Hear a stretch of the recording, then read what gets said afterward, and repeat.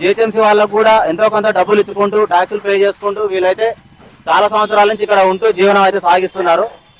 ఏందమ్మా ఏంది మీకు ఏమైనా నోటీసులు ఇవ్వడం జరిగిందమ్మా? మీకు ఎవరన్నా ఇవ్వలేదా? అంటే ఇప్పటికిప్పుడు వచ్చి తీసేయమన్నారా?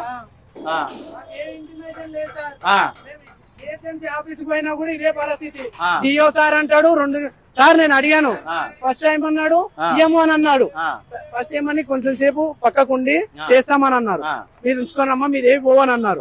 తర్వాత ఏం చేశారు, మీ పని మీరు చేసుకోండి, మేము పై ఆఫీసర్ ఇంతగానో మరి ఇంత చేయొద్దు సార్.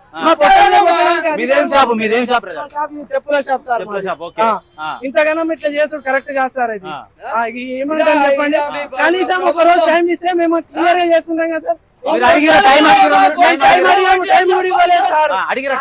ఇప్పుడు కూడా డిఓ సార్